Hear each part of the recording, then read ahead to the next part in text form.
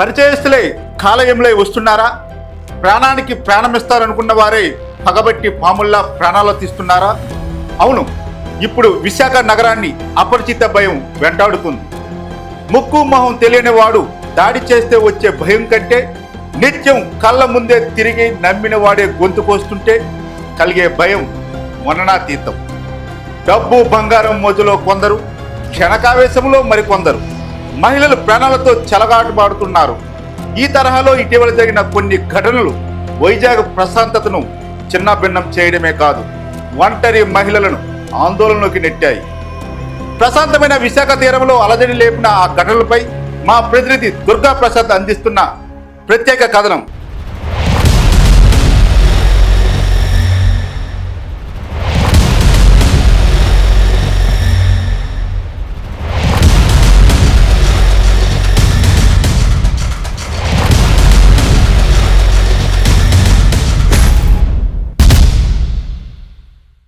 విశాఖపట్నంలో వరుసగా జరుగుతున్న క్రూరమైన హత్యలు నగర ప్రజలను భయాందోళనలో ముంచుతున్నాయి.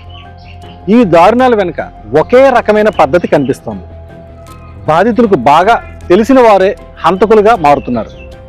నమ్మకమే ఇక్కడ ప్రాణాలు తీసే ఆయుధంగా మారుతోంది. ఈ మధ్యకాలంలో జరిగిన దాడులను గమనిస్తే ఒక భయంకరమైన నిజం బయటపడింది. హంతకులు ఎక్కడో ఉన్న శత్రువులు కాదు, మన ఇంట్లోకి వచ్చి వెళ్ళేవారే అని. బాధితులతో రోజు మాట్లాడేవారే ఈ ఘోరాలకు పాల్పడుతున్నారు. వారు చూపే నకిలీ ప్రేమను నమ్మి ప్రజలు మోసపోతున్నారు. నమ్మకమే చివరికి ప్రాణాల మీదకు తెస్తోంది.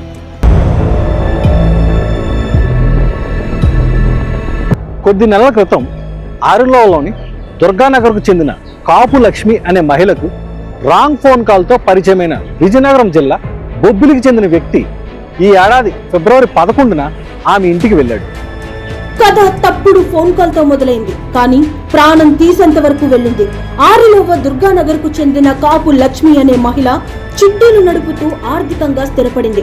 ఇదే ఆమె పాలిట శాపమైంది.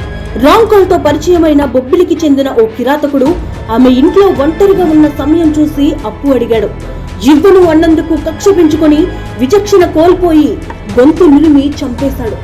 నమ్మకంతో తలుపులు తీస్తే ఒంటిపై ఉన్న బంగారం, ఇంట్లోని నగదు దోచుకెళ్లి లక్ష్మి ప్రాణాలనే హరించాడు. మార్చి 30వ తేదీన నేవీలో ఉద్యోగం చేస్తున్న చింతాడ రవీంద్ర తనకు డేటింగ్ యాప్లో పరిచయమైన కైలాసపురానికి చెందిన మౌనికను హత్య చేసి శరీరాన్ని ముక్కలు ముక్కలు చేశాడు. ఆధునిక పరిచయాలు ఎంత ప్రమాదకరంగా మారుతున్నాయో చెప్పడానికి కైలాసపురానికి చెందిన మౌనిక హత్యే నిదర్శనం. డేటింగ్ యాప్ లో పరిచయమయ్యాడన్న ఒకే ఒక్క కారణంతో నేవీ ఉద్యోగి చింతా రవీంద్రను నమ్మిందామె. కానీ ఆ నమ్మకం ఆమెను ముక్కలు ముక్కలుగా మార్చేస్తుందని ఊహించలేదు. మౌనికను అతి దారుణంగా హత్య చేసిన ఆ నరరూప రాక్షసుడు శవాన్ని ముక్కలు చేసి కొన్ని భాగాలను ఫ్రిడ్జ్ లో దాచి మరికొన్నింటిని నగర శివారులో కాల్చేశాడు. ఈ రాక్షసత్వం వైజాగ్ హిస్టరీలోనే మోస్ట్ షాకింగ్ క్రైమ్ గా నిలిచింది.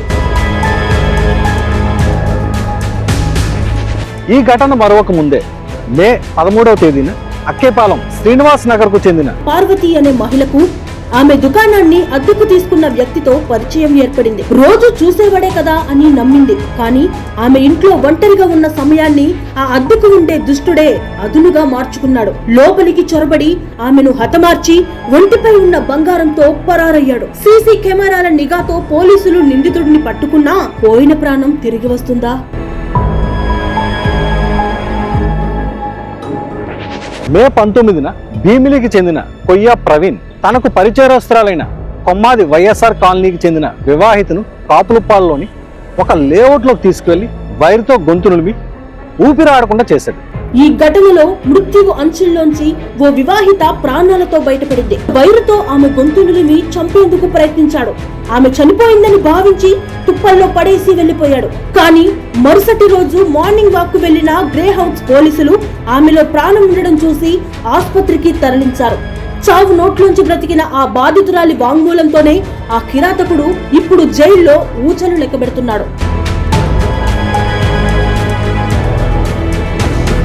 ఏప్రిల్ 15న జోడుగులపాలానికి చెందిన జెస్సీ అనే యువతి తన స్నేహితుడి పుట్టినరోజు వేడుకల కోసం విశాలాక్షి నగర్లోని ఒక లాడ్జికి వెళ్ళింది.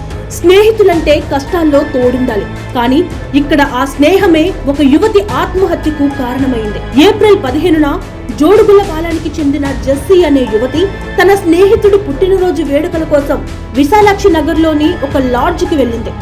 అక్కడ నమ్మిన స్నేహితులంతా కలిసి ఆమెపై మూకుమ్మడిగా దాడి చేసి గాయపరిచారు. ప్రాణ స్నేహితులే ఇలా నమ్మక ద్రోహం చేయడంతో తీవ్ర మనస్తాపానికి గురైన జెస్సీ అదే లాడ్జ్ గదిలో బలవన్మరణానికి పాల్పడింది. స్నేహం ముసుగులో ఉన్న మృగాలు చేసిన దాడి ఓ నిండు ప్రాణాన్ని బలి తీసుకుంది.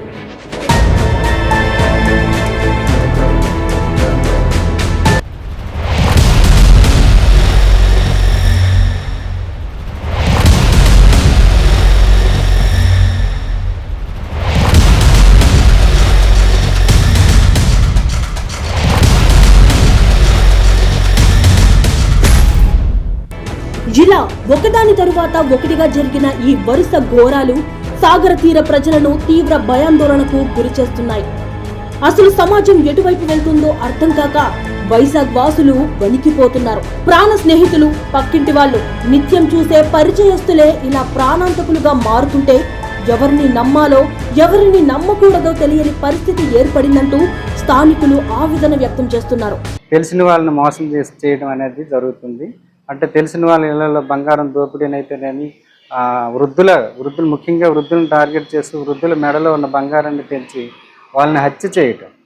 బంగారం తీసుకెళ్ళి మనిషిని బ్రతికించినా పర్వాలేదు, కానీ బంగారం తీస్తూనే మళ్ళీ ఆమె మరి 10 మందికి ఎవరికి చెప్పకుండా వీళ్ళకి ఏమీ ఇబ్బందులు లేకుండా ఉండేందుకు వాళ్ళు హత్యలు చేస్తున్నారు. పరిచయస్తులే దారుణాలకు తెగబడడంతో పోలీసులు సైతం అప్రమత్తమయ్యారు.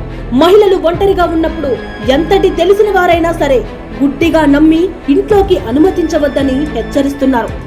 మీ ఆర్థిక స్తోమతను, ఇంటి గుట్టును ఎవ్వరి ముందు ప్రస్తావించకండి.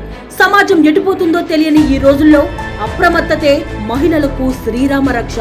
ఈ హత్యల వెనుక ప్రధాన కారణం సులభంగా డబ్బు సంపాదించాలనే దురాశే. అదేవిధంగా క్షణికావేశం కూడా. సమాజంలో నైతిక విలువలు ఎంతలా పడిపోయాయో ఇవి నిదర్శనం. ఈ పరిస్థితుల్లో నగర ప్రజలు, ముఖ్యంగా మహిళలు చాలా అప్రమత్తంగా ఉండాలి. ఇంట్లోకి వచ్చేవారు ఎవరైనా మన వ్యక్తిగత ఆర్థిక విషయాలను పూర్తిగా చెప్పకూడదు.